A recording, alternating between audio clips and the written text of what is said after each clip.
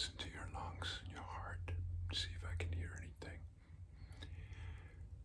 The first thing I want to do, though, is take your temperature, okay? Let's see if you have a fever. So here we go. We're going to take your temperature.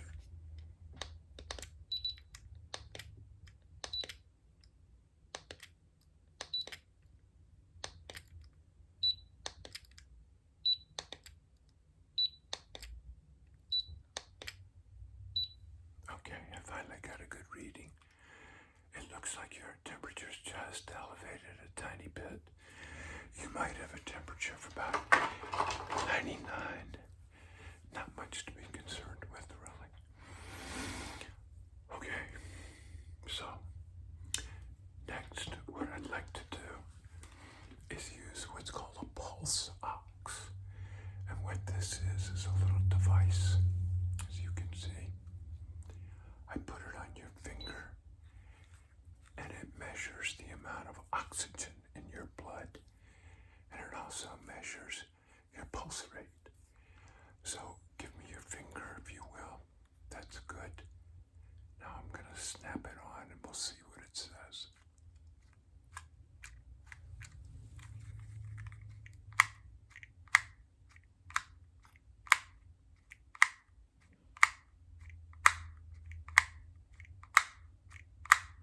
Okay, all right, that's good.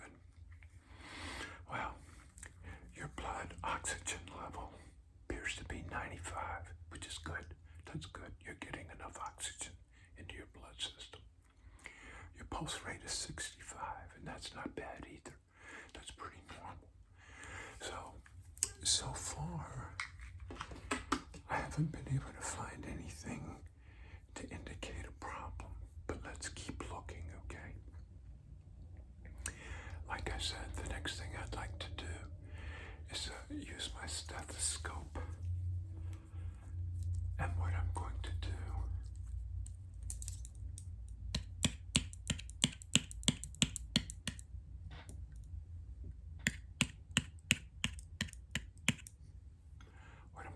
is listen first of all to your back so I can get some indication of how your lungs are doing, okay? So here we go.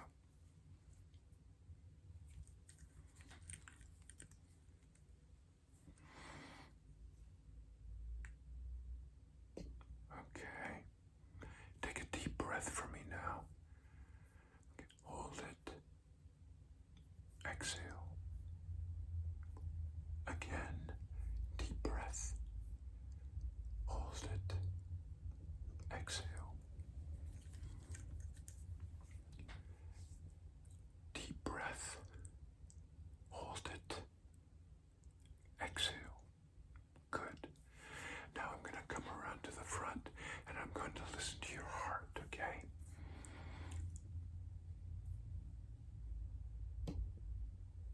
Okay.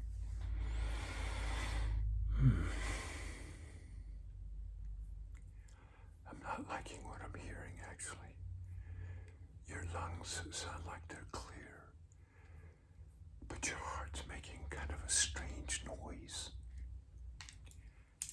Your heart sounds almost as if it's crying.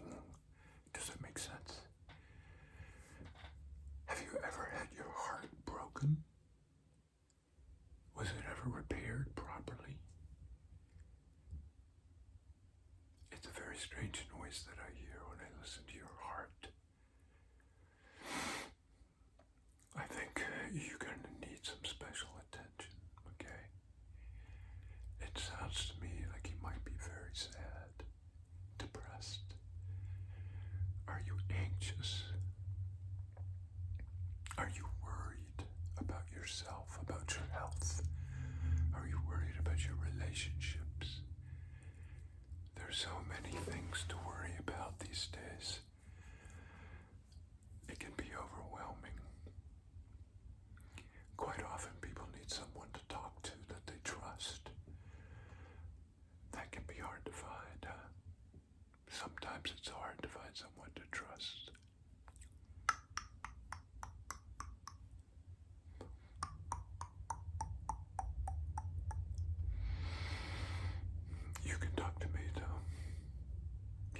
as a doctor, I'm sworn to confidentiality. I will never, ever repeat anything that you tell me so you can feel confident and relax and just open that broken heart up and let out all that sadness. The analogy I like to use sometimes is a bird. Have you ever seen a hawk or an eagle when they're flying on a thermal and they go up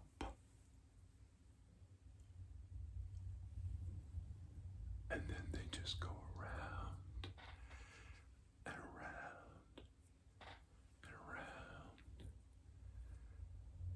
and they really barely have to flap their wings.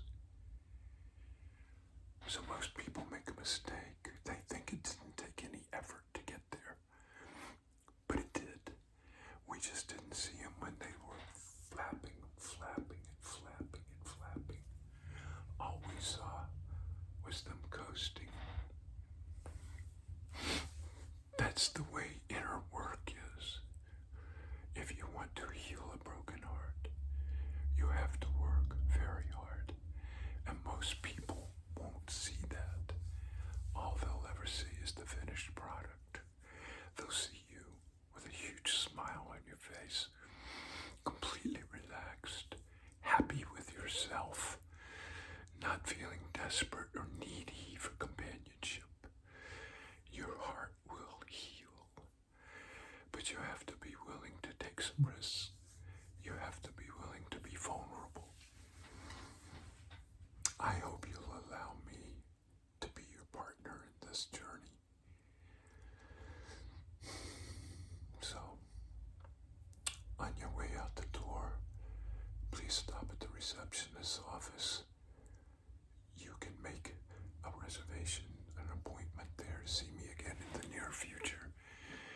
And there's also a comments form, which I would greatly appreciate you filling out any compliments or any suggestions, any complaints, anything that's on your mind.